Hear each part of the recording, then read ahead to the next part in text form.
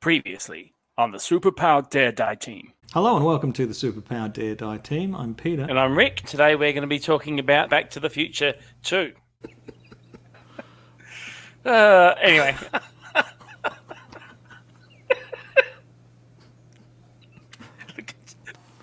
Alright.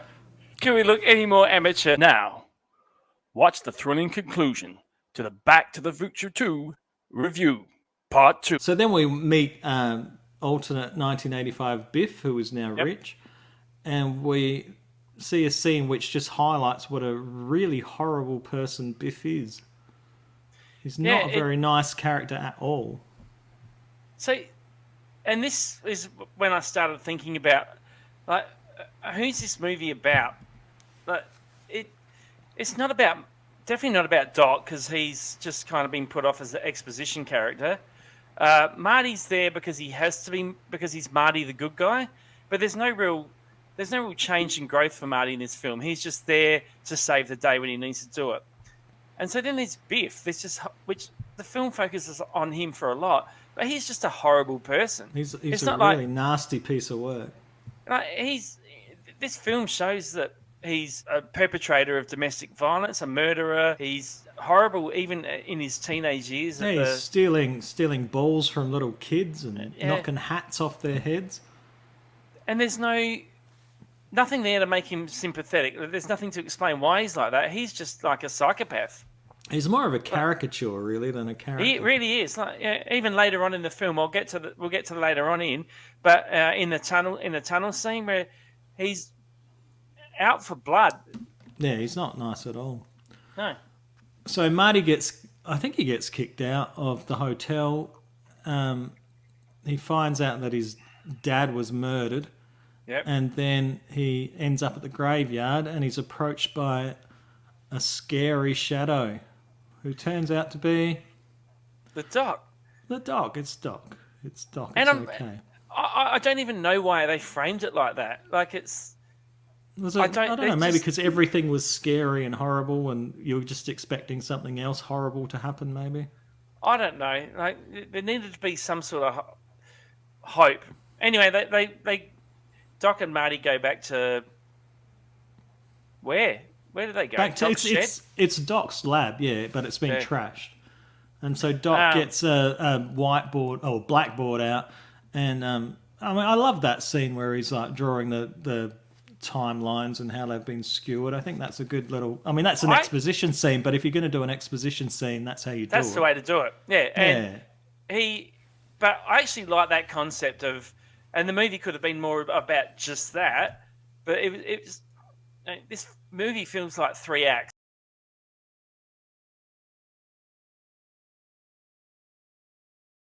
It's like the future, the dark part, and then going back to the past future, again. The alternate 1985, and then back to 1955.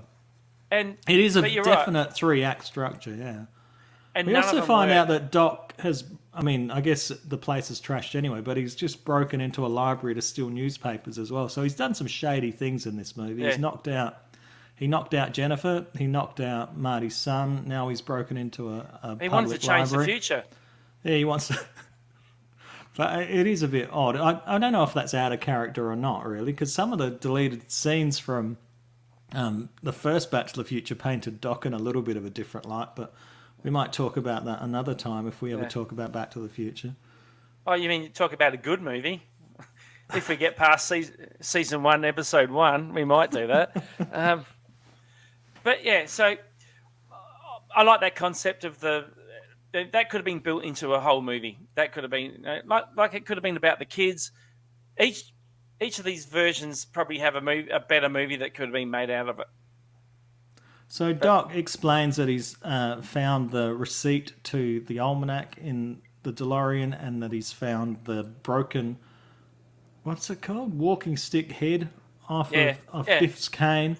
The one that Marty missed when he pretty much put his feet on it in the car. So he surmises that Biff has somehow got the time machine, gone back in time and given his younger self the almanac. Is there gambling like, is there a gambling age in America of 21? Because it said he won his first, on the video earlier, it said he won his first million at 21.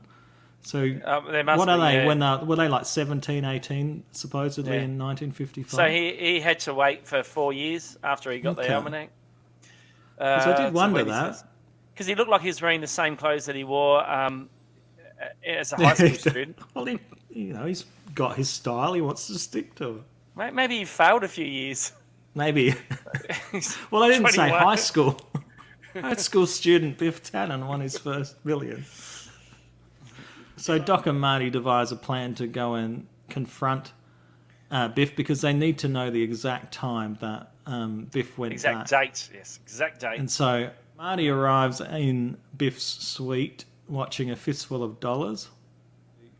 Biff's in the spa with two women, and Marty comes in very confidently compared to how he walked in before. Oh, yeah. And so anyway. Marty mentions the almanac, and Biff shoos the women away and immediately caves and tells Marty the date that he went back. Yep. Like immediately. No coaxing or anything. It's just maybe he's doing it because he knows he's going to kill him. But I did like the fact that I like Biff's explanation about how we got the almanac compared to what it actually was like when we see it. Yeah. Like it was this old man came and said he was a distant relative and that I should take this almanac. Do I want to make money? Yeah, I want to make money. It was just easy peasy. But when we see it, it's a lot different than that. Yeah. So I had to be convinced. So Biff brings out his gun and tries to shoot Marty, but Marty throws an ashtray and escapes up to the rooftop.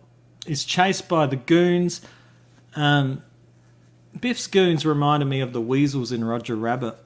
They just were idiots, just clowns. They just fell over each other. But that reminds me, skipping back to the cafe scene, where even Marty's done the whole, wait, what's that trick that he did in the first movie? The exact same thing happened where he punched someone in the gut and they all of them fell into each other. They all fall over each other. Yeah. I think did that must have happened in the first one, did it? Yeah, it did. Yeah. That's how he got out of the cafe in the first one. Oh, I thought you meant earlier in this one. No. Anyway, we might have to cut that out. It's confusing. So we have a confrontation on top of the rooftop. Biff has a gun. He's going to shoot Marty, or Marty's going to jump, and Marty jumps. There's Marty standing on the bonnet of the DeLorean being lifted back up. The DeLorean must have been just there because if it was a long jump, he would have just hit that and slid off. And it only just got there because he looked over before and didn't jump. So anyway, I know it's movie stuff and I know it's done for that. And then Doc opens the outward swinging door of the DeLorean and knocks Biff out. So we've got Marty back in the car with Doc, and I really like the bit Marty says, "You won't believe it.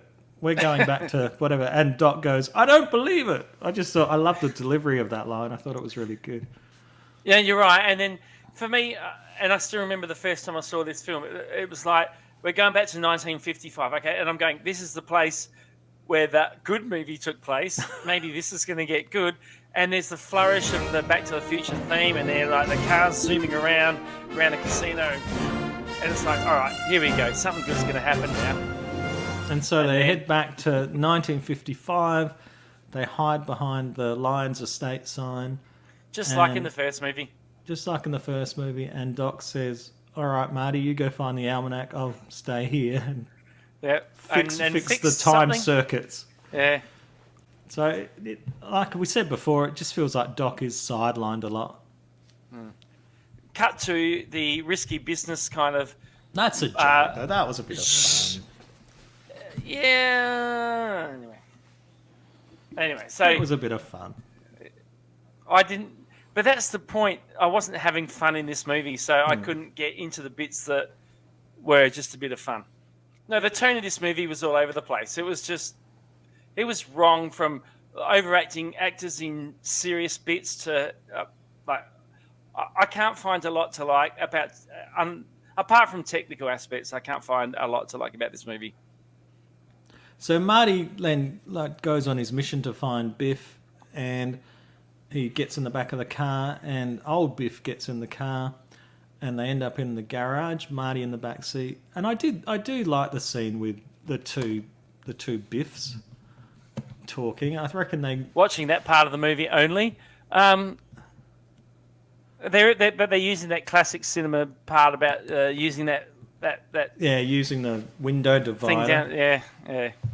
But I thought it was quite a sweet little scene, and like I said before, I like how it actually happened is completely different to what the way that 1985 Biff described it. I don't care. So then Marty gets locked in the garage, and he has to call on Doc, and Doc rides his bicycle. And Christopher Lloyd's an avid cyclist. Well, he was. I'm not sure if he is still now, but he was an avid cyclist, so it was probably fun for him to be on a bike in a movie. By then, Marty is freed from the garage that he probably didn't need to be freed from because he was still waiting for Biff, who was still in the house. And Biff's I didn't think about that. And Biff's now going to the Enchantment Under the Sea dance. So we're going back to the scene of the crime of the first movie, which I loved. This Literally. one I hated. Can I just point that out again? And there's a couple of scenes where, so Marty's in the back and he's talking to Doc on a walkie-talkie on the back seat of a car. Biff's just driving along. I don't hear anything. Sorry. Well, I'm just sorry. I've just lost that. I could.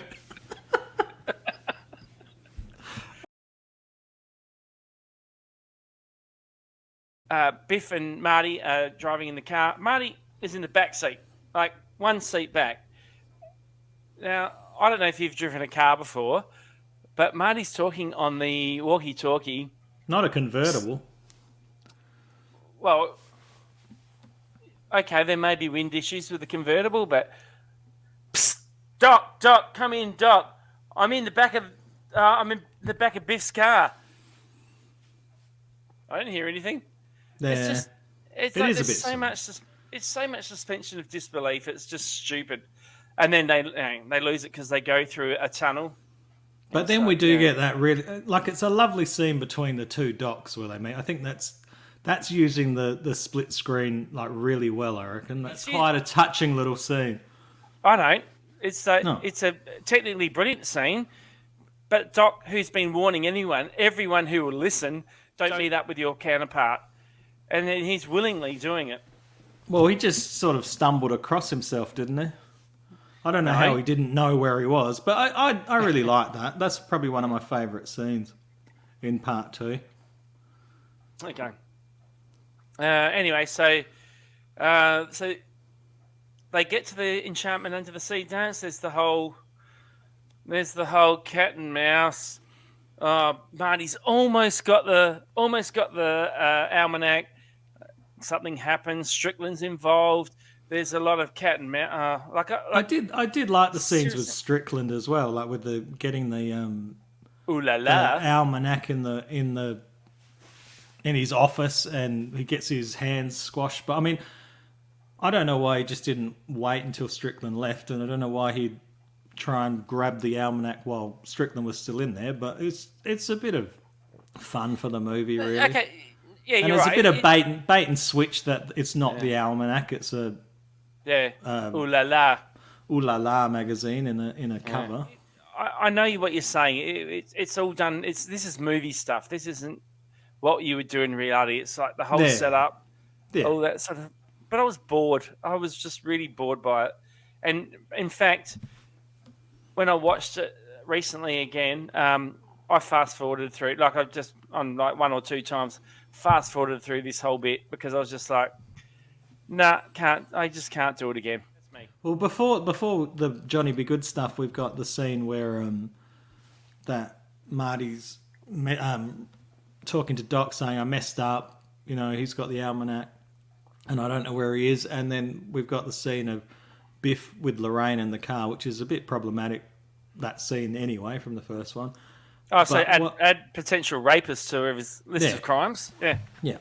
And we've got that scene afterwards, which I don't like, where George has his hero scene, knocks Biff out.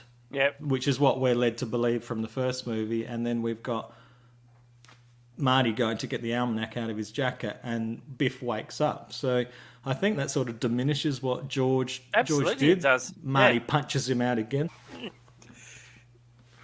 If you're going to subscribe, this is pretty much what you're going to get. You're out of focus again. What happens in 2 and 3 diminishes a lot of stuff that happens in Back to the Future 1. Anyway. But we still have Back to the Future 1. We don't have to watch the other 2. I never want to again. I'm serious. Like I don't hate 3 as much as I hate 2, but so here's another problem I had with the film. So it was filmed 4 years after the original. Original was done in 85. This is 89. Michael J. Fox is now 28. He does not have that same kind of. He could pass 4 years ago as maybe he sort of had that boyish sort of look, fresh sort of face. Yeah. Yeah. Whereas now he looks like he's got 5 o'clock shadow. He does look older. To be fair, he does look older, but you just have that's a sort of suspension of suspension of disbelief. Yes. That's the sort of suspension of disbelief, I guess, that you have to. Yeah, I know, but it's just another reason this. If we've got end credits through this, I'm going to just list the 400 things I hate about this movie. Anyway. I mean, you've got the set. Like, there's some scenes at the dance that I wonder, did they reshoot them, or yes, did they have like footage from? Like, there's some bits that we probably can't tell that. That was from the first one. That wasn't from the first time. Yeah, and so technically the editing like that is really good. So they put that in really well together, but it just diminishes what a great end scene that first one was. Right from where Marty having to knock Biff out again.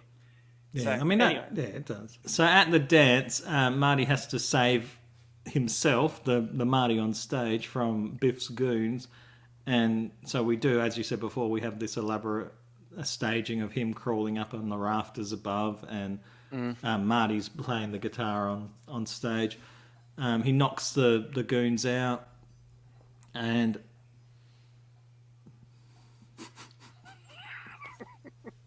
I don't know, I was fast forwarding that bit.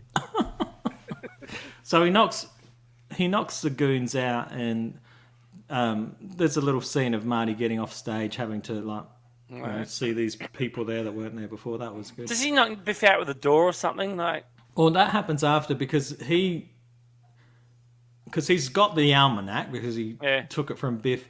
He goes, he's knocked out the goons. He's home free. He goes out, and then he stops to look at the moment where he said goodbye to his parents from the first movie. Yeah, so it was the original. It's the original Marty knocks Biff out, wasn't it? Yes. Yeah. So what happens is that by waiting to watch that, he stuffs things up because then Marty comes out, knocks the door over, and knocks Marty over, and then Biff's okay. He just looks down and sees that Marty's got, Calvin Klein has got the almanac. So he takes that. And then there's a big chase scene. Oh, that's right. Yeah. Doc with the DeLorean hovering over the car. Marty gets on the hoverboard to get the almanac. And they go into the tunnel, which is the tunnel from Who Framed Roger Rabbit. It was in a movie called The Adventures of Buckaroo Banzai, which had Christopher Lloyd in it. And it was also in the movie The Page Master that had Christopher Lloyd in it. So of these 3 films you've mentioned, I've seen one, and I've seen it once. So it's a real tunnel. It's a real tunnel in Los Angeles that they use for it's in lots and lots of movies. I just mentioned those ones because Christopher Lloyd connection with Back to the Future in those movies. But it's the entrance into Toontown in Who Framed Roger Rabbit. Okay, I'll file that under the. I don't care. Sorry, everyone who loves Who Framed Roger Rabbit. But even this whole thing, like Marty's trying to steal the almanac back, and it's supposed to be tense. It's just not. And then he does the kind of flip over the car with the hoverboard and grabs it. And then there's that kind of chase again. So, like, Biff's in the car right at the end of the tunnel. Marty's apparently halfway through. And this is one of those things they do again with that time. With the time. Because, yeah. And so, like, Biff's just there revving the engine. I'm going to run you over, mother father. And he's just sitting there. Vroom, vroom, vroom. And Marty's like, again, like on the pond, just trying to, oh, my God, I've got to get this thing going faster. There was nothing else you could have done. You couldn't have.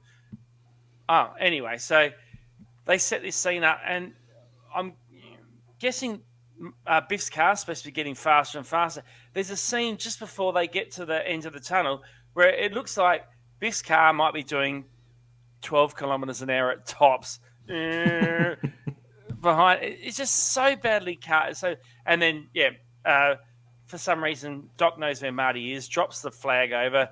He picks it up, and I remember that in the cinema. That was probably visually one of my favourite scenes, like of Marty on the hoverboard holding the ropes and the bottom of the DeLorean, just with as he just sort of takes off, and then I can't remember what happens for a long next. time. Well, then they go back to the sign. Hang on, no, but what happens? What happens to Biff? Well, he drives into a truck with some sort of substance in it. What would you call the substance that was in there? Manure. That's never happened before. Yeah. Anyway, so. But it's a throwback. It's okay. It's all right. So Marty is taken via DeLorean, back to the Lions Estate sign, and he's got the hoverboard, so yeah, he can hang on. He's got the hoverboard. Yeah, okay. And Doc can't land because of the storm? Is that why? No, he needs to come in from the south. Yeah, the wind is pretty bad up here. It's pretty bad up here, Marty. I'll need to come in and turn around, come from the south. Okay. But he doesn't do that. He just stays up there. Sits there. Yeah. Marty burns the almanac and the newspaper that had everything the changes. News of George's. Everything changes. Doc Brown is honoured, not committed. Yep. George McFly is commended. Gets an award. Yeah. And then Marty says, you might want to come in, get in now. You don't want to be hit by lightning. And then Doc's hit by lightning, and we get the 66 in the air. Execute Order 66. We don't know if Doc's been destroyed or killed. They play it like Doc's been killed. But watching this movie again, there was flags a bit where float down. There was a foreshadowing of this where there was he was bumping the time circuits because it flashed from 1955 to 1800 at some stage. It was like, and that's why he stayed behind, to fix the time circuits. Yes, but he obviously didn't fix them because he was too busy riding his bike. Yeah. Did you know he's a cyclist?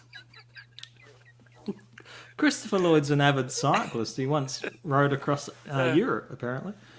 So, but yeah, so they play it like, oh my God, the Doc's dead, like he's just been disintegrated. But we know that the whole thing is, if it gets hit by lightning, it travels in time. So even as a stupid 18-year-old, maybe it was a different.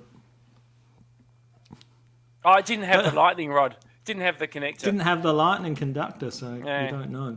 But then it's raining, and a mysterious vehicle approaches Marty. Even this is played so badly because the guy comes out so menacing. It's like, that was silly. I remember. When I watched it this time, it's gone from like, menacing. dum dum dum. Oh, we were waiting to see if you were going to show up. Yeah, it is. It's like the shadow at the grave. It is. Yeah. Just unnecessary. And the Doc's still alive. He's alive in 1885. I can't remember now. He's alive. But then we do get the great scene where Doc is doing his celebration that he sent Marty back to the future, and Marty runs in the background towards him. I think that's a really nice little touch. Then we get... Again, it's a nice scene, but no one cares. I cared. And then we get to be concluded, not to be continued. So, the original, when Back to the Future came out originally, there was no to be continued. No, there wasn't. No, there wasn't. That came later on. I think it was on when it came out on video. On video. VHS or Beta. Yeah, Beta. I had a video. So they added that on. We had Beta as well. And so we could only choose from three videos at the video store because Beta was so huge. We had friends that had some deal at Radio Rentals, which is an electronic shop that is still around, I think. And they would sell a video, and they would give you a videotape with it. And my mum's friends had it, and I think you could swap it, but you could keep it for as long as you wanted. And they had Raiders of the Lost Ark, and then they got Empire Strikes Back, so we borrowed them. I remember watching them lots of times on the Beta. Two movies that are infinitely better than this. I was keeping this G-rated. This movie, because I really, after watching it again, I can't stand this movie, and I wish the last two movies were never made. I have thought that in the past, but I don't mind. We still get some good moments, and I think it's an all right movie. I don't think it's a terrible disaster of a movie.